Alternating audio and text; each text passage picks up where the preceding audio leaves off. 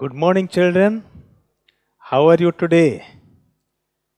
पिलामाने आज सब केमिति अच्छा रविवार सकाळ 8टा बाजिले आम माने एही समय को अनै थाउ नुहे कि प्रभुंक चरण तले बसी संडे स्कूल उपासना द्वारा आम माने प्रभुंक वाक्यरु किछि शिक्षा शुणिबा को समय पाऊ मध्य प्रभुंकर उद्देश्य रे सुंदर गीत बोलिबार सुजोग पाऊ किछि वीडियो एवं किछि स्टोरी आम माने शुणु शिक्षा शुणु प्रभु आम को बहुत सुंदर समय देइछंती ए टेक्नोलोजी को व्यवहार करिके आ ता माध्यम रे आम माने विभिन्न स्थान रे थिले मध्य आम माने प्रभुंक पाद तले एकत्रित हेई पारुचु ए संडे स्कूल उपासना द्वारा सेथिपाई मो समस्तंकु प्रत्येक पिलामानकु तथा प्रत्येक अभिभावक मानकु शिक्षक शिक्षयित्री मानकु सबु परिवार को प्रभु जीशुंक नाम रे नमस्कार जनाए एवं एई आजिर संडे स्कूल उपासना को समस्तंकु स्वागत करूछि। आज मध्य आम मानकर बहुत सुंदर कार्यक्रम रही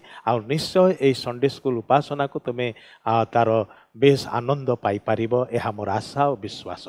तेबे आसु आगो को बढ़िया पूर्वरु आम माने निज निज को प्रभु को हाथ रे समर्पण करिबा प्रार्थना करिबा समस्ते मुंड नुआइबा आखि बंद करिबा हाथ जोड़िबा प्रभुंकर निकटवर्ती हवा। मंगलमय प्रभु आमे तुमर धन्यवाद करुचु दयाकरी आम मानकु आउ गोटे सुंदर रविवार देखिबा पाई साहाय्य कल एवं ये संडे स्कूल उपासना द्वारा तुमर निकट को आसीबा पाई आम मानकु आउ एक सुजोग देइथिबारु धन्यवाद करुचु। गत सप्ताह सारा तुमे आम मानकु सुरक्षा कल प्रभु आम मानकु शांतिर विश्राम देल आम मानकर आवश्यक आहार सबु जोगाई आम मानकर प्रतिपालन कल आम मानकर समस्त क्षेत्र रे आम मानकु सुरक्षा प्रदान कल रोग व्याधि तुम आम मानकु रक्षा कल सुस्थता देल तुमर अनुग्रह रे आम मानकु सब विषय रे आशीर्वाद कल सेथिपाई धन्यवाद करुचु। ए प्रातः काल रे मध्य निज निज को समर्पण करुछु। आज मध्य तुम चरण तले आम माने एई निवेदन करुछु प्रभु तुम आम मानकर मध्य रे उपस्थित अछ तुमर वाक्य द्वारा आम मानकु कथा कुह तुम उद्देश्य रे गीत बोलिबु आम मानकु आशीर्वाद कर तुमरी मनर मत गोटे गोटे पिला भाव आम माने बंचिबाकु आ बढ़िबाकु पारिबु साहाय्य कर बोली प्रार्थना करुछु। ए संडे स्कूल उपासनार समस्त भारत महस्तरे दौचु जेते स्थान रे पिला माने बसी अछंती प्रत्येकंकु तुम चरण तले रखुछु प्रभु विशेष भाव रे प्रभु से मानकर बापा माँ भाई भौणी जेते अछंती छोट छोट परिवार भाव रे सर्वत्र बसिचंती प्रभु निज निज घरे बसिचंती प्रभु प्रत्येकंकु तुमे आशीर्वाद कर।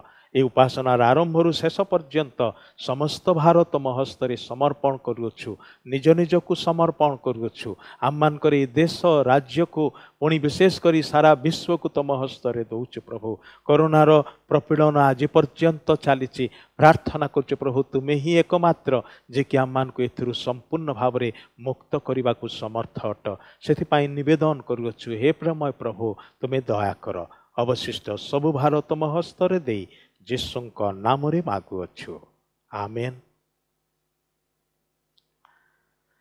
पिला माने आम माने गोटे गीत बोलिबा हिंदी भाषा रे अवश्य मैं दानियल रुकूंगा नहीं मैं दानियल झुकूंगा नहीं। आसु आम माने से गीतटी बोलिबा एवं प्रभुंकर गौरव करिबा। तमे जदि जानिच स्वर मिले कि गीत बोल एवं जदि जानी ना हो ताहले मन दे शुण एवं स्क्रीन रे देखिकी मध्य शिखि पारिबो।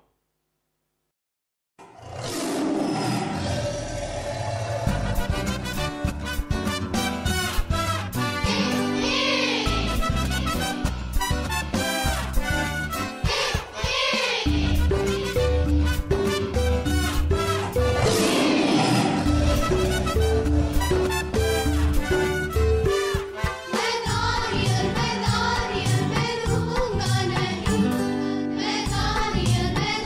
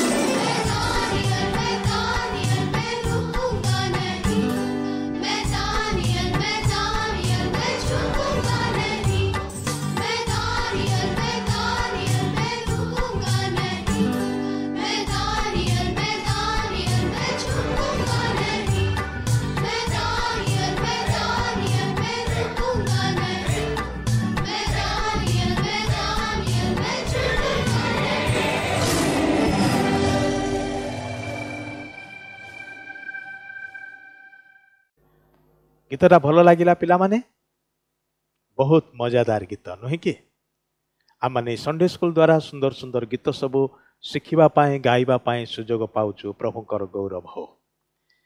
वर्तमान आम मैंने गोटे वीडियो देखा बाइबल गोटे घटना को भित्ति करी से वीडियोटी तैयारी करा जायछि कार्टून वीडियो अवश्य किंतु निश्चय तुम्हें एंजॉय करिवो मोर आशा आउ तुम्हें मन देकी देख आ सुन।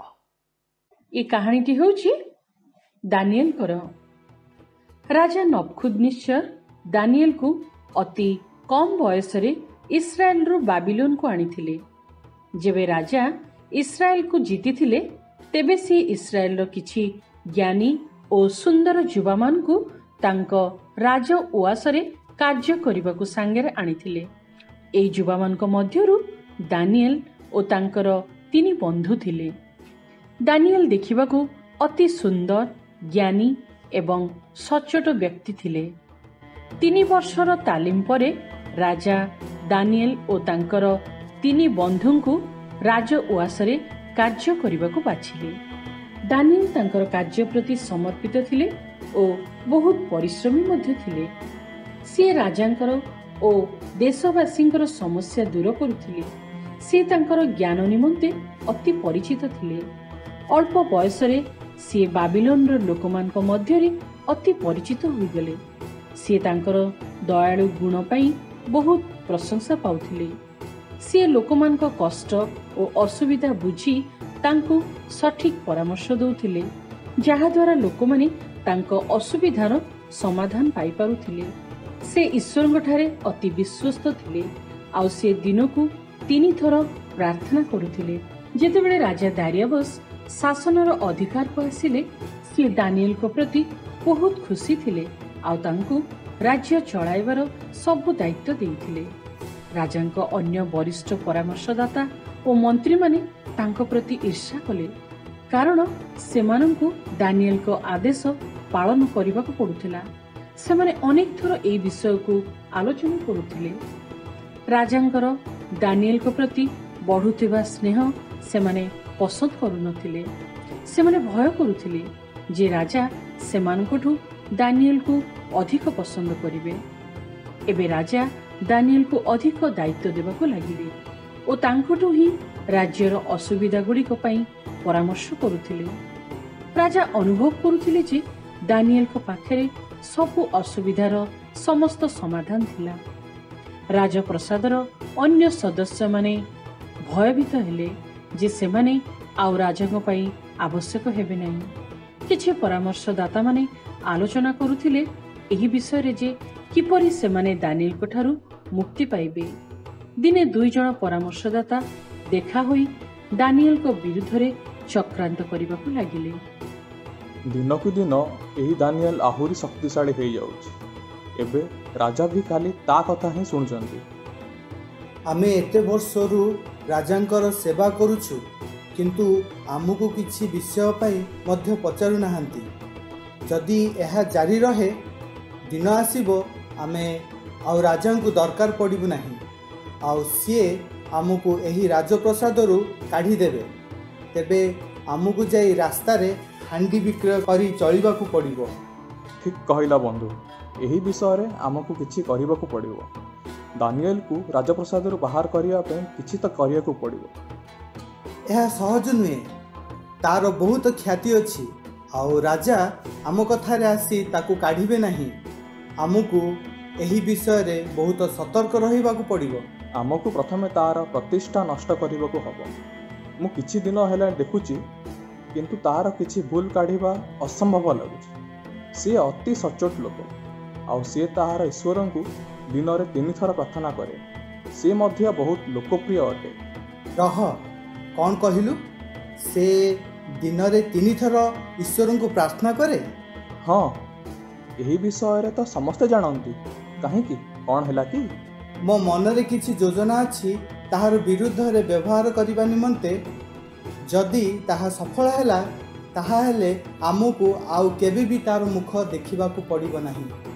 ताहा कौन मते कुह। पुणी सेमाने दानिएल को विरुद्ध रे किछि षड़यंत्र करी निज निज गृह को फेरी गले। ता परदिन सेई 2 जण राजप्रसाद को आसिले। ରାଜାଙ୍କୁ ଦେଖା କରିବା ପାଇଁ। ସେମାନେ ରାଜାଙ୍କୁ ତାଙ୍କ ଶାସନର ଖୁବ୍ ପ୍ରଶଂସା କରିଲେ। ରାଜା ତାଙ୍କ କଥା ଶୁଣି ବହୁତ ପ୍ରସନ୍ନ ହେଲେ। ସେତେବେଳେ ଜଣେ ପରାମର୍ଶଦାତା ଗୋଟିଏ ଆଇନ ପ୍ରଣୟନ ପରାମର୍ଶ ଦେଲେ। ପ୍ରଭୁ, ବାବିଲୋନ ଲୋକମାନେ ଆପଣଙ୍କ ପ୍ରତି ବହୁତ କୃତଜ୍ଞ ଅଟନ୍ତି। ରାଜ୍ୟ ଉନ୍ନତି କରୁଛି ଓ ୟାର ଖ୍ୟାତି ପୃଥିବୀର ବହୁ ପ୍ରାନ୍ତ ଯାଏ ପହଞ୍ଚିଛି। ଏହା କେବଳ ଆପଣଙ୍କ ପାଇଁ ସମ୍ଭବ ହୋଇପାରିଛି। ଅନ୍ୟ କୌଣସି ରାଜା ଏ ଯାଏ ଏପରି ଖ୍ୟାତି ପାଇପାରି ନାହାନ୍ତି। ମୁଁ ଭାବୁଛି ଆମ୍ଭେମାନେ ଏହାର ଉତ୍ସର୍ଗ ପାଳନ କରିବା ଉଚିତ ଓ ପ୍ରଜାମାନେ ଆପଣଙ୍କୁ ନିଜର କୃତଜ୍ଞତା ପ୍ରକାଶ କରିବା ପାଇଁ ସୁଯୋଗ ପାଇବା ଉଚିତ। ତୁମ୍ଭର କଥା ମୋତେ ଉଚିତ ମନେ ହେଉଛି। ତୁମ୍ଭେ ପ୍ରକୃତରେ ମୋର ଜଣେ ବିଶ୍ୱସ୍ତ କର୍ମଚାରୀ ଅଟ। ତେବେ କୁହ, ଆମ୍ଭେ ଏବେ କ'ଣ କରିବା? ପ୍ରଭୁ, ମୁଁ ଆପଣଙ୍କୁ ବୁଝାଇଦେବି। ଆସନ୍ତା 30 ଦିନ ପର୍ଯ୍ୟନ୍ତ ବାବିଲୋନର ସମସ୍ତ ବ୍ୟକ୍ତି ଆପଣଙ୍କୁ ଛାଡ଼ି ଆଉ କୌଣସି ଈଶ୍ୱର ବା ଦେବତାଙ୍କୁ ପୂଜା କିମ୍ବା ପ୍ରାର୍ଥନା କରିବେ ନାହିଁ। ହଁ ଆଜ୍ଞା। କିଏ ପ୍ରକୃତରେ ଆପଣଙ୍କର ପାଖେ ବିଶ୍ୱସ୍ତ ତାହା ଜାଣିବାକୁ ଏହା ଏକ ଉତ୍ତମ ଉପାୟ। ଏହା ପ୍ରକୃତରେ ଏକ ଭଲ ଚିନ୍ତା। କିନ୍ତୁ ଆଗକୁ ବଢ଼ିବା ଆଗରୁ ଦାନିଏଲଙ୍କ ସାଙ୍ଗେ ପରାମର୍ଶ ଥରେ କରିବା।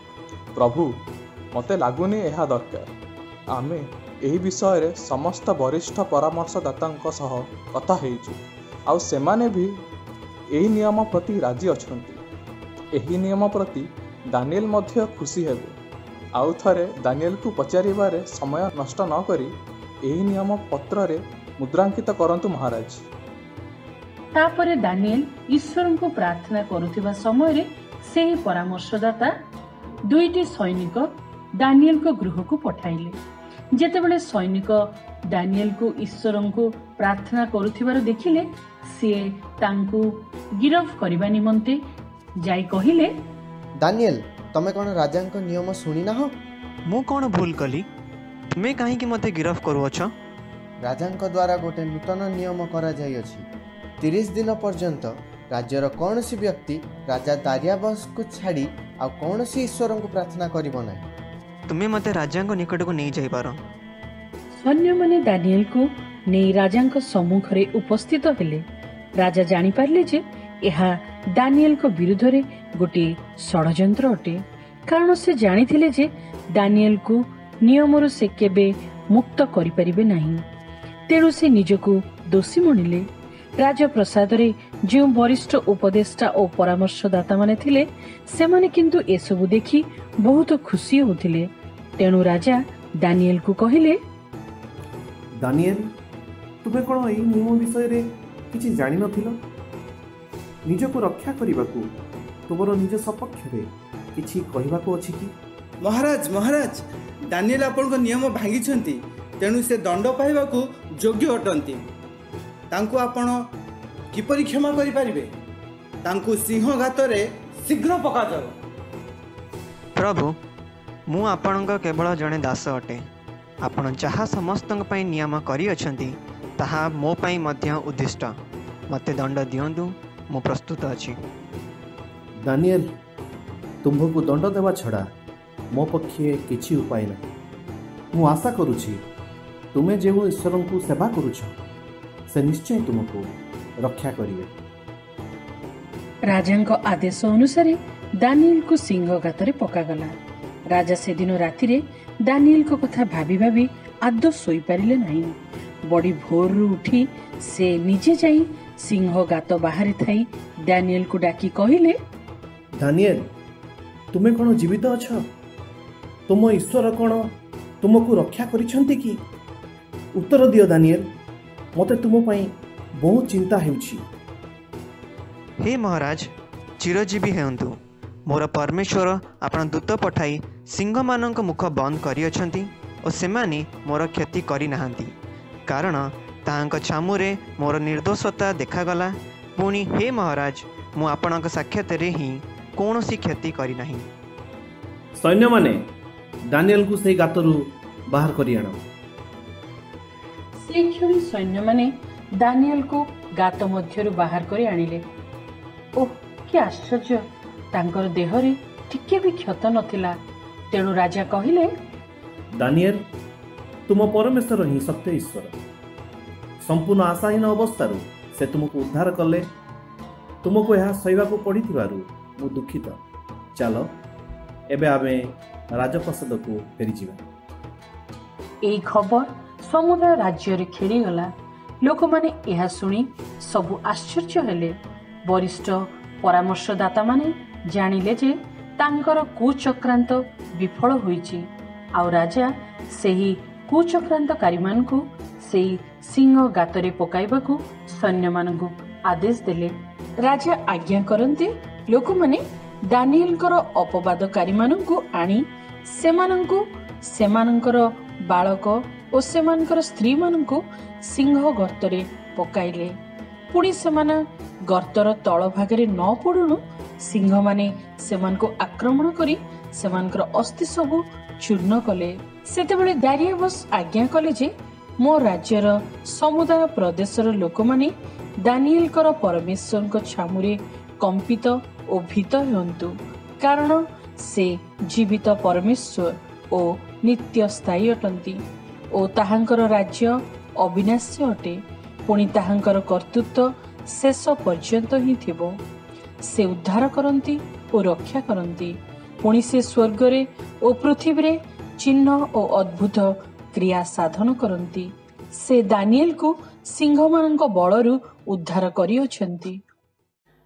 वीडियोटी भल लागिला पिला माने बहुत भल लागिला नहे कि ईश्वर केमिति दानिएलकर सहवर्ती हेले। से राजउआस रे थिला बेले भी ताहांकर संगरे रहिले एवं सिंहगातरे ताहांको पकई दिया गला मात्र ईश्वर तांको छाड़ी देलेनी। सबुबेले मन रखिथाओ पिला माने परमेश्वर सबुबेले तुम साथी मो साथी अच्छी आममानक संगरे से सबुबले अच्छी। आमे जो परिस्थिति दे गले मध्य से सबुबले आममानक विषय मनोयोगी अटंती कारण से आममानक प्रेम करती। आसु आमने यही समय यही दानिएलकर जीवन को भित्ति करी ईश्वरकर वाक्य रूपदे शुणा। आममानक मध्य आममानकर चर्च ऑफ क्राइस्ट यूनियन चर्चर सहयोगी पालक आचार्य संदीप कुमार गिरी अच्छी मुझे अनुरोध करी आउ से आसबे आम मान को ईश्वर वाक्य किछि कथा कहिबे। पिला माने मन देकी प्रभुंकर वाक्य शुणा आउ ताहले प्रभुंकर आशीर्वाद को जीवन रे अनुभव करिया को पारिबा। आचार्य संदीप कुमार गिरी। पिला माने प्रभु जीशुंक महान नाम रे तुम समस्त को मु स्वागत करुछि। आ आशा करुछि तुमे माने निश्चित भाव रे भलरे थिबो भलरे अछ कारण जो प्रभु जीशुंकर ठारे आम माने शरण नहींछु सी आम मान को रक्षा करिया पई सामर्थ्यवान परमेश्वर अटंती। आजिकार जो विषय मु तुम मान को कहिया पई जाउछि ताहा दानिएल को विषय रे तुम माने हुए तो आगुर अनेक थर शुणी थिबो। आ दानिएल तुमरी भली जणे छोट पिला थिले जो समय रे कि नबुकदनेस्सर राजा तांकु कैप्टिव करिकी आउ बाबिलोन को नहीं आसिले। किंतु आज जो विषय मु कहिबी ताहा गोटे फेमस घटना आउ सत्य घटना। बाइबल कौन सी विषय कहानी नुह आम जदि साधारणतः कही थाउ जे बाइबल रो कहानी मान कहानी नुह कारण बाइबल प्रत्येक विषय सत्य अटे। आउ दानिएल सेतेबेले नबुकदनेस्सर राजा तांकर पुओ जेतले राजत्व करुथुले सेमाने कल्दिय मानकर राजा थिले बाबिलोन प्रदेश राजा थिले किंतु कल्दिय मानकर राजा थिले। आउ बेलशस्सर बोध करागला से विषय तुमे दानिएल तार 5 पर्व रे पाइबो किंतु 6 पर्व रे लेखा जाए चैप्टर 6 रे लेखा जाए जे आउ जने नुआ राजा होउचंती तांको ना होउची दारियाबस। आउ सीए मादिय मेडोपर्सिया बोली भी कहा जाए इंग्लिश रे। आउ सेई राज्यर से राजा आउ सेठी मध्य लेखा होउची जे दारियाबस 120 जन खितिपाल राज्य उपरे नियुक्त करने और सही खितिपाल माने जेपरी हिसाब देबे और राजार जेपरी किछि क्षति न होबो एथिपई सेमानक उपरे 3 जन अध्यक्ष नियुक्त करने विहित बुझिला। एही 3 जन मध्यरे दानिएल 1 जन थिले। पिला माने मु केतेगुडा विषय आज तुम मान को जणाया पई चाहिबी। जे दानिएल केवल नबुकदनेस्सर राजांकर राज्य रे आउ सीए उपर स्तर रे नथिले किंतु ता परे मध्य जो राजा आसुचंती तांको पाखरे मध्य दानिएलंकर आउ महत्व बहुत अधिक थिला। एहा काहींकी थिला तार उत्तर होउची 6 पर्वर 3 पदरे लेखा होउची दानिएलंकर अंतर रे श्रेष्ठ आत्मा थिले। हालेलुया। दानिएलंकर अंतर रे पवित्र आत्मा थिले आ सेति पई से अध्यक्षगण और क्षितिपाल मानक अपेक्षा विख्यात होइथिले। ता माने तुमे जदि विख्यात होआ पई चाह तुमे जदि सक्सेस पाया पई चाह ताहाले तुम मानकर अंतर रे मध्य से श्रेष्ठ आत्मा पवित्र आत्मा वास करिवा दरकार। कारण पवित्र आत्मा को बिना तुमे हुए तो पृथ्वी रे अनेक नाम कमई पार किंतु केवल पृथ्वी रे नाम कमैबा यथेष्ट नुह। स्वर्ग रे मध्य जेतेबेले ईश्वर तुम मानंकु गोटे मनीष को जेतेबेले कहिबे बेस उत्तम दास ताहा अत्यंत खुशीर विषय अटे। तेणुकरी दानिएलकर अंतर रे श्रेष्ठ आत्मा थिबारु पवित्र आत्मा थिबारु से पृथ्वी रे मध्य आउ कौन ना विख्यात होइथिले। किंतु कौन हुए ना पृथ्वी रे केवल दानिएल नथिले अन्य माने मध्य तांकर पाखरे थिले अन्यान्य क्षितिपाल आउ अध्यक्ष वर्ग थिले जो माने कि दानिएलकर एई विख्यात होउथवा विषय को सह्य करि पारिले नाही सही पारिले नाही। से माने कौन कले ना जेलस हेले से माने कौन कले ना ईर्षा करिया पई लागिले। जेतेबेले जणे मनुष्य आ विख्यात हुए सेतेबेले तार क्रिटिक्स आउ तार एनिमी बहुत हो जाती। यह समस्त सांगे आउ प्राय होता है आउ ताहा तुम मान सांगे मध्य हो पारे। एवं से माने कौन कले ना दानिएलंकर विपक्ष रे छिद्र खोजिया पई लागिले से माने दोष खोजिया पई लागिले जे दानिएल को किभली से विख्यात होउथुबारु अटका जाई परिबो एवं से जो स्तर रे पहुंची चंती से स्तर रु तांकु तळ को आनिया पई आउ से माने योजना मान प्रस्तुत कले। किंतु कौन लिखा जाए 5 पदरे दानिएल तार 6 पर्व 5 पदरे से माने कहिले जे आम्भे माने दानिएल रो परमेश्वर को व्यवस्था संबंध रे ताहार दोष न धरिले आउ कौनसी विषय रे दोष पाइबा नहीं।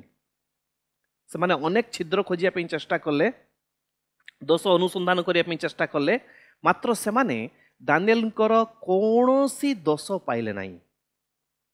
प्रिय पिला माने जेतेबेले जड़े विख्यात हो जाती सेतेबेले कौन हुए ना सीए अनेक समय रे पृथ्वी रे आमे देखिचु तुमे माने भी देखुथबो गर्व आसे मनरे जे मु सक्सेस पाइछि मु विख्यात होइछि आउ से माने धरा को सरा ज्ञान करंती नाही।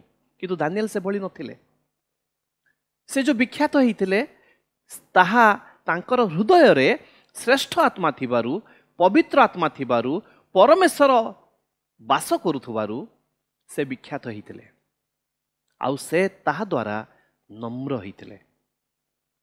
कारण तुम जेतेबेले गछ को देखुच जो गछरे फल थाए एबे आंब सीजन गला चलीची मध्य अनेक गछरे फल भर्ती जो गछरे बेसी फल जो माने गाँ को जाइथिबो देखिथिबो जे सेई गछ को पिला माने लोक माने टेका मारंती जो गछरे फल नाही से गछ को केही पचारि जानती नाही। सेई बळी ठीक आम प्रत्येक जीवन रे ताहा सत्य अटे। जदि तुम फल फलिबो ताहले तुम मानकर क्रिटिक्स तुम मानकर शत्रु तुम मानकु ईर्षा करुथुबा लोक बहुल भाव रे बढ़ी जिवे। किंतु दानिएलंकर कौनसी दोष से माने पाइले नाही आ से माने कोन कले ना से माने दानिएलंकर जो विश्वास जो परमेश्वर को विश्वास करुथुले सेई विश्वास संबंध रे से माने दोष धरिया पईका आउ जगिले। फल रे कोन हला ना दानिएल एई कथा द्वारा से मानकर योजना आउ जो मंत्रणा द्वारा आ से माने कोन कले राजा को कहिले राजा आपण लिखि दियंतु जे आपण को छडा आउ कौन से देवता को पूजा करिवे नाही। किंतु दानिएल से भली नथिले दानिएल सत्य ईश्वर को विश्वास करुथुले से राजांकर सेई कथा को भ्रुक्षेप कले नाही ଏବଂ ଯେଉଁ ଭଳି ଭାବରେ ସେ ପ୍ରତିଦିନ ପ୍ରାର୍ଥନା କରୁଥିଲେ ସେଭଳି ସେଦିନ ମଧ୍ୟ କଲେ। ପିଲାମାନେ, ଜୀବନରେ ଅନେକ ଝଡ଼ଝଞ୍ଜା ଆସିବ, କିନ୍ତୁ ପରମେଶ୍ୱରଙ୍କ ଆଜ୍ଞାକୁ ଆମେମାନେ ଅବାଧ୍ୟ ହୋଇପାରିବା ନାହିଁ।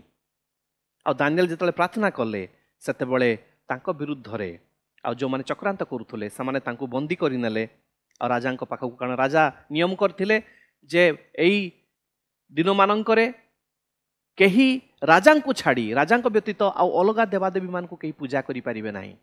ଯଦିଓ ରାଜାଙ୍କର ଇଚ୍ଛା ନଥିଲା ଦାନିଏଲଙ୍କୁ ଦଣ୍ଡ ଦେବା ପାଇଁ, କିନ୍ତୁ ସେଇ ମାଦୀୟ ରାଜ୍ୟରେ ମାଦୀୟ ରାଜାଙ୍କର ଯେଉଁ ନିୟମ ତାହା ଅତି କଠୋର ଥିଲା, ତାହା ଚେଞ୍ଜ ହେଇପାରିବ ନାହିଁ। ଆଉ ଫଳରେ ଦାନିଏଲଙ୍କୁ କ'ଣ କରାଗଲା ନା ସିଂହଗାତରେ ନିକ୍ଷେପ କରାଗଲା।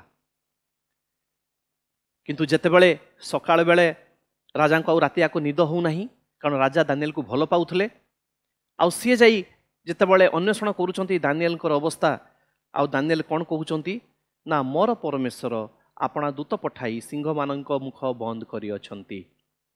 ଦାନିଏଲ କହୁଛନ୍ତି, ହେ ମହାରାଜ, ମୋର ପରମେଶ୍ୱର ସିଂହମାନଙ୍କର ମୁଖକୁ ବନ୍ଦ କରିଅଛନ୍ତି। ପିଲାମାନେ, ଯେତେବେଳେ ଈଶ୍ୱର କାର୍ଯ୍ୟ କରନ୍ତି, ଆମର ଜୀବନରେ ପ୍ରତ୍ୟେକ ସମୟରେ ଈଶ୍ୱର କାର୍ଯ୍ୟ କରନ୍ତି, ତେଣୁକରି ଗୌରବ ଈଶ୍ୱରଙ୍କୁ ଦେବା ଆବଶ୍ୟକ। ଆମେମାନେ କିଛି ନୁହଁ। ଆଉ ଦାନିଏଲ ମଧ୍ୟ ସେୟା କଲେ, କହିଲେ ହେ ମହାରାଜ, ଦେଖନ୍ତୁ ମୁଁ ବଞ୍ଚିଛି ଯଦି ତାହା ଈଶ୍ୱରଙ୍କର ଅନୁଗ୍ରହରୁ। ଆଉ ରାଜା ତାହା ହୃଦୟଙ୍ଗମ କଲେ, ଜାଣିଲେ, ଏବଂ 26 ପଦରେ ଲେଖା ହେଉଛି ରାଜା କ'ଣ ଆଜ୍ଞା କରୁଛନ୍ତି, ମୋର ରାଜ୍ୟସ୍ଥ ସମୁଦାୟ ପ୍ରଦେଶର ଲୋକମାନେ ଦାନିଏଲଙ୍କର ପରମେଶ୍ୱରଙ୍କ ଛାମୁରେ କମ୍ପିତ ଭୀତ ହେଉନ୍ତୁ, କାରଣ ସେ ଜୀବିତ ପରମେଶ୍ୱର ଓ ନିତ୍ୟସ୍ଥାୟୀ ଅଟନ୍ତି ଓ ତାହାଙ୍କର ରାଜ୍ୟ ଅବିନାଶ୍ୟ ଅଟେ, ପୁଣି ତାହାଙ୍କର କର୍ତ୍ତୃତ୍ୱ ଶେଷ ପର୍ଯ୍ୟନ୍ତ ହିଁ ଥିବ। ରାଜା ରେକଗ୍ନାଇଜ୍ କରୁଛନ୍ତି, ରାଜା ଏକ୍ନଲେଜ୍ କରୁଛନ୍ତି, ରାଜା ସ୍ୱୀକାର କରୁଛନ୍ତି ଯେ ଦାନିଏଲ ଯେଉଁ ପରମେଶ୍ୱରଙ୍କୁ ବିଶ୍ୱାସ କରନ୍ତି ସିଏ ହିଁ ଏକମାତ୍ର ଶ୍ରେଷ୍ଠ ପରମେଶ୍ୱର। ଆଉ ସେ ଆଜ୍ଞା ଦେଉଛନ୍ତି ଯେ ରାଜ୍ୟର ସମୁଦାୟ ଲୋକମାନେ ଦାନିଏଲ ଯେଉଁ ପରମେଶ୍ୱରଙ୍କ ଠାରେ ବିଶ୍ୱାସ କରୁଛନ୍ତି ତାଙ୍କ ଛାମୁରେ କମ୍ପିତ ଓ ଭୀତ ହୁଅନ୍ତୁ। ପିଲାମାନେ, ଆମମାନଙ୍କର ବଞ୍ଚି ରହିବାର ଉଦ୍ଦେଶ୍ୟ କ'ଣ?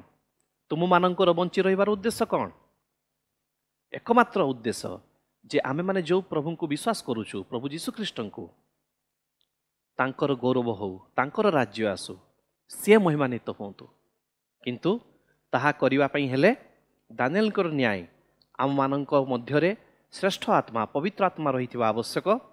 ଏବଂ ଆମେମାନେ ମଧ୍ୟ ଆମମାନଙ୍କର କାର୍ଯ୍ୟରେ, ବାକ୍ୟରେ, ଚାଲିଚଳନରେ, ଆମମାନଙ୍କର ପ୍ରତ୍ୟେକଟି ବିଷୟରେ ଆମେମାନେ ସଠିକ୍ ରାସ୍ତାରେ, ପ୍ରଭୁ ଦେଖାଇଥିବା ରାସ୍ତାରେ, ପ୍ରଭୁ ଶିଖାଇଥିବା ରାସ୍ତାରେ, ବାଇବେଲ କହୁଥିବା ରାସ୍ତାରେ ଆମମାନେ ଚାଲିବା ଆବଶ୍ୟକ। ଯଦି ଏହା ଆମମାନେ କରୁ, ଆମେ ତ ନିଶ୍ଚିତ ବିଖ୍ୟାତ ହେବା, କିନ୍ତୁ ତତ୍ସଙ୍ଗେ ଆମମାନଙ୍କର ପରମେଶ୍ୱର ପ୍ରଭୁ ଯୀଶୁଖ୍ରୀଷ୍ଟ ମଧ୍ୟ ମହିମାନ୍ୱିତ ହେବେ। ପ୍ରଭୁ ସମସ୍ତଙ୍କୁ ଆଶୀର୍ବାଦ କରନ୍ତୁ। ମୋ ସନ୍ଦୀପ ଆଙ୍କଲକୁ ଧନ୍ୟବାଦ ଜଣାଏ। ସେ ଆମମାନଙ୍କୁ ଈଶ୍ୱରଙ୍କ ବାକ୍ୟରୁ ସୁନ୍ଦର ଶିକ୍ଷା ଦେଇଛନ୍ତି। ଆଉ ଆମମାନେ ସେଇ ବାକ୍ୟ ଯାହା ଶୁଣିଅଛୁ ତାହା ହୃଦୟ ମଧ୍ୟରେ ସାଇତି ରଖିବା, ତାହାକୁ କାର୍ଯ୍ୟରେ ଲଗାଇବା। ପ୍ରଭୁ ନିଶ୍ଚୟ ଆମମାନଙ୍କୁ ଆଶୀର୍ବାଦ କରିବେ। ଏବେ ସମୟ ଆସିଛି ଆମମାନେ ସଣ୍ଡେ ସ୍କୁଲ ପାଠ ମଧ୍ୟକୁ ଯିବା। ବିଭିନ୍ନ ବିଭାଗର ଛାତ୍ରଛାତ୍ରୀଙ୍କର ନିମନ୍ତେ ଏ ହେଉଛି ସୂଚନା। ଆମମାନେ ପ୍ରଥମେ ଆରମ୍ଭ କରିବା ପ୍ରାଥମିକ ବିଭାଗରୁ। ପ୍ରାଥମିକ ବିଭାଗର ପିଲାମାନଙ୍କର ନିମନ୍ତେ ଆଜିର ଯେଉଁ ପାଠଟି ଦିଆଯାଇଛି ତାହା ହେଉଛି ପିତର ଓ ଯୋହନ ଜଣେ ଛୋଟାକୁ ସୁସ୍ଥ କରନ୍ତି। ପିତର ଓ ଯୋହନ ଜଣେ ଛୋଟାକୁ ସୁସ୍ଥ କରନ୍ତି। ଆଉ ତାହା ତୁମେ ହୁଏତ ଜାଣିପାରୁଥିବ କେଉଁଠୁ ନିଆଯାଇଛି, ପ୍ରେରିତ ପୁସ୍ତକରୁ। ଅବଶ୍ୟ ପ୍ରେରିତ ପୁସ୍ତକ ତାର 3 ଅଧ୍ୟାୟ 1 ପଦରୁ 10 ପଦ ପର୍ଯ୍ୟନ୍ତ। ତୁମମାନଙ୍କର ମୁଖସ୍ଥ ପଦ ହେଉଛି ପ୍ରେରିତ 3 ଅଧ୍ୟାୟ 6 ପଦ। ପିଲାମାନେ ସେଇ ଶାସ୍ତ୍ରାଂଶକୁ ପଢ଼ିବ, ଆଉ ତାପରେ ସେଇ ପଦଟିକୁ ଭଲରେ ମୁଖସ୍ଥ କରିବ, ଭୁଲିବ ନାହିଁ ଯେମିତି, ହେଲା। ପ୍ରେରିତ 3ର 6 ପଦ। ତାପରେ ଆମମାନେ ଯିବା ନିମ୍ନ ବିଭାଗର ଛାତ୍ରଛାତ୍ରୀମାନଙ୍କ ପାଇଁ। ନିମ୍ନ ବିଭାଗର ଛାତ୍ରଛାତ୍ରୀମାନେ ତୁମମାନଙ୍କର ପାଠ ହେଉଛି ଅନ୍ୟମାନଙ୍କୁ ସମାଦର କରିବା। ଅନ୍ୟମାନଙ୍କୁ ସମାଦର କରିବା। ଆଉ ତୁମର ଶାସ୍ତ୍ରାଂଶଟି ନିଆଯାଇଛି ଯାତ୍ରା 20 ଅଧ୍ୟାୟ 12 ପଦରୁ 17 ପଦ ପର୍ଯ୍ୟନ୍ତ। ଯାତ୍ରା ପୁସ୍ତକ, ପୁରାତନ ନିୟମର ଯାତ୍ରା ପୁସ୍ତକ, ଆଦି ପୁସ୍ତକ ପରେ ଯାତ୍ରା ପୁସ୍ତକ, ତାର 20 ଅଧ୍ୟାୟ 12 ପଦରୁ 17 ପଦ ପର୍ଯ୍ୟନ୍ତ। ତୁମମାନଙ୍କର ମୁଖସ୍ଥ ପଦ ହେଉଛି ରୋମିଓ 12 ଅଧ୍ୟାୟ 10 ପଦ। ରୋମିଓ 12 ଅଧ୍ୟାୟ 10 ପଦ। ତାପରେ ଯିବା ଇଣ୍ଟରମିଡ଼ିଏଟ୍ ମଧ୍ୟମ ବିଭାଗର ପିଲାମାନେ ଦୟାକରି ଧ୍ୟାନ ଦିଅ। ତୁମମାନଙ୍କର ପାଠଟି ଗତ ସପ୍ତାହରେ ଯାହା ଥିଲା ତାହା କଣ୍ଟିନ୍ୟୁ କରୁଛି। ପଦ ଚିହ୍ନ ଗୁଡ଼ିକ ଚିହ୍ନିବା, ପଦ ଚିହ୍ନ ଗୁଡ଼ିକ ଚିହ୍ନିବା। ସେହି ସମାନ ଶାସ୍ତ୍ରାଂଶ ଲୁକ ତାର 4 ପର୍ବ 14ରୁ 21। ଆମୋସ ଲୁକ 4 ପର୍ବ 14ରୁ 21 ହେଉଛି ତାହା ଶାସ୍ତ୍ରାଂଶ। ମୁଖସ୍ଥ ପଦ ହେଉଛି ଆମୋସ 5 ପର୍ବ 21ରୁ 24। ଆମୋସ 5 ପର୍ବ 21ରୁ 24। ବର୍ତ୍ତମାନ ଉଚ୍ଚ ବିଭାଗର ପିଲାମାନେ ତମମାନଙ୍କର ପାଠ ହେଉଛି ଈଶ୍ୱର ଓ ତାହାଙ୍କ ମଣ୍ଡଳୀ। ଗତ ସପ୍ତାହରେ ଯାହା ଥିଲା ଏହି ସପ୍ତାହରେ ମଧ୍ୟ ତାହା ହିଁ ଅଛି। ଈଶ୍ୱର ଓ ତାହାଙ୍କ ମଣ୍ଡଳୀ ଏଫିସିଓ 2 ଅଧ୍ୟାୟ 19ରୁ 22 ପଦ। ଏଫିସିଓ 2 ଅଧ୍ୟାୟ 19ରୁ 22 ପଦ। ତମମାନଙ୍କର ମୁଖସ୍ଥ ପଦ ହେଉଛି ରୋମିଓ 12 ତାର 5 ପଦ। ରୋମିଓ 12 ଅଧ୍ୟାୟ ତାର 5 ପଦ। ଅନ୍ୟ ସବୁ ପିଲାମାନଙ୍କର ନିମନ୍ତେ ତମମାନଙ୍କର ସ୍ମରଣମୟ ପଦ ବା ମୁଖସ୍ଥ ପଦ ହେବ ଦାନିଏଲ 1 ପର୍ବର 8 ପଦ। ଦାନିଏଲ 1 ପର୍ବର 8 ପଦ। ପ୍ରଭୁ ସମସ୍ତଙ୍କୁ ଆଶୀର୍ବାଦ କରନ୍ତୁ। ଆଜିର ଏହି ସଣ୍ଡେ ସ୍କୁଲ ଉପାସନାରେ ଯୋଗ ଦେଇଥିବାରୁ ସମସ୍ତଙ୍କୁ ମୁଁ ବହୁତ ବହୁତ ଧନ୍ୟବାଦ ଜଣାଏ। ଆସୁ ଆମମାନେ ପ୍ରାର୍ଥନା କରି ଏବଂ ଶେଷ ଆଶୀର୍ବାଦ ନେଇକି ଆଜିର ଏହି ସଣ୍ଡେ ସ୍କୁଲ ଉପାସନାଟାକୁ ସମ୍ପନ୍ନ କରିବା ବା ଶେଷ କରିବା। ପ୍ରାର୍ଥନା କରିବା। ମଙ୍ଗଳମୟ ପ୍ରଭୁ, ଏହି ସଣ୍ଡେ ସ୍କୁଲ ଉପାସନାର ଆରମ୍ଭରୁ ଏହି ପର୍ଯ୍ୟନ୍ତ ତୁମେ ଆମମାନଙ୍କର ସହବର୍ତ୍ତୀ ହେଲ। ଆମମାନଙ୍କୁ ସୁନ୍ଦର ଗୀତ ବୋଲିବା ପାଇଁ ସାହାଯ୍ୟ କଲ। ଭିଡ଼ିଓ ମଧ୍ୟ ସୁନ୍ଦର ଭାବରେ ଦେଖିବା ପାଇଁ ଅନୁଗ୍ରହ ଦେଲ ଏବଂ ବାକ୍ୟରୁ ମଧ୍ୟ ଆମମାନଙ୍କୁ କଥା କହିଲ। ତା ଛଡ଼ା ଆମମାନଙ୍କର ବିଭାଗ ଅନୁଯାୟୀ ଆମମାନେ ଯେଉଁ ସମସ୍ତ ଶାସ୍ତ୍ରାଂଶ ସବୁ ଆମମାନେ ଶୁଣିଲୁ ପ୍ରଭୁ, ତାହା ଯେତେବେଳେ ୟା ପରେ ଅଧ୍ୟୟନ କରିବୁ ଆମମାନଙ୍କୁ ତୁମେ ପୁଣି ଥରେ କଥା କୁହ, ଶିକ୍ଷା ଦିଅ। ଯେଉଁ ସମସ୍ତ ପଦ ମୁଖସ୍ଥ କରିବୁ ତାହା ପ୍ରଭୁ ଆମମାନଙ୍କର ମନରେ ସବୁବେଳେ ରହିବ ଆଉ ଜୀବନରେ ତାହା ମାନେ ଅଭ୍ୟାସ କରିବାକୁ ପାରିବୁ। ସାହାଯ୍ୟ କର ପ୍ରଭୁ। ଏହି ସମୟରେ ପୁଣି ଥରେ ସଣ୍ଡେ ସ୍କୁଲର ପ୍ରତ୍ୟେକ ପିଲାମାନଙ୍କୁ ତୁମ ଚରଣରେ ସମର୍ପଣ କରୁଛି। ସେମାନଙ୍କର ପିତାମାତାମାନଙ୍କୁ, ଭାଇ ଭଉଣୀମାନଙ୍କୁ, ସେମାନଙ୍କର ଅଭିଭାବକମାନଙ୍କୁ, ସଣ୍ଡେ ସ୍କୁଲ ସମସ୍ତ ସଣ୍ଡେ ସ୍କୁଲର ଶିକ୍ଷକ ଶିକ୍ଷୟିତ୍ରୀ ତଥା ହଁ ପ୍ରଭୁ ଅଧ୍ୟକ୍ଷ ଅଧ୍ୟକ୍ଷାମାନଙ୍କୁ ତୁମ ଚରଣ ତଳେ ଦେଉଛି। ପ୍ରତ୍ୟେକ ମଣ୍ଡଳୀକୁ ତୁମ ଚରଣ ତଳେ ରଖୁଅଛି। ବିଶେଷ ଭାବରେ ପ୍ରତିଟି ମଣ୍ଡଳୀର ସମସ୍ତ ପରିବାରକୁ ତୁମ ଚରଣ ତଳେ ସମର୍ପଣ କରୁଅଛି। ପ୍ରତ୍ୟେକଙ୍କୁ ତୁମେ ଆଶୀର୍ବାଦ କର ପ୍ରଭୁ। ଆମମାନଙ୍କର ଦେଶରେ, ଆମମାନଙ୍କର ରାଜ୍ୟରେ, ସାରା ବିଶ୍ୱରେ ତୁମର ଆଶ୍ରିତ ଲୋକମାନଙ୍କୁ ଆଶୀର୍ବାଦ କର। ସବୁ ଗୌରବ ତୁମର ହଉ। ପୁଣି ଥରେ ନିଜ ନିଜକୁ ସମର୍ପଣ କରି ଏହି ପ୍ରାର୍ଥନା ପ୍ରଭୁ ଯୀଶୁ ଖ୍ରୀଷ୍ଟଙ୍କ ନାମରେ ଉତ୍ସର୍ଗ କରୁଅଛୁ। ଆମେନ୍। ଏତେବେଳେ ପିତା ଈଶ୍ୱରଙ୍କର ଗଭୀର ପ୍ରେମ, ପ୍ରଭୁ ଯୀଶୁ ଖ୍ରୀଷ୍ଟଙ୍କର ଅସୀମ ଅନୁଗ୍ରହ ଓ ଦୟା, ପବିତ୍ର ଆତ୍ମାଙ୍କର ଶାନ୍ତି, ଶକ୍ତି, ସହଭାଗିତା, ଶିକ୍ଷା ଓ ଚେତନା ଏବେ ପୁଣି ସଦାବେଳେ ଆମମାନଙ୍କ ପ୍ରତ୍ୟେକଙ୍କ ସଙ୍ଗରେ, ପୁଣି ସାରା ବିଶ୍ୱରେ ଥିବା ଖ୍ରୀଷ୍ଟାଶ୍ରିତ ପ୍ରତ୍ୟେକ ଭାଇ ଭଉଣୀଙ୍କ ସହିତରେ ରହି ସାହାଯ୍ୟ ଓ ଉପକାର କରନ୍ତୁ। ଆମେନ୍। ଗଡ୍ ବ୍ଲେସ୍ ୟୁ। ପୁଣି ଥରେ ପ୍ରଭୁଙ୍କର ଇଚ୍ଛା ହେଲେ ଆର ସପ୍ତାହରେ ଦେଖା ହେବ।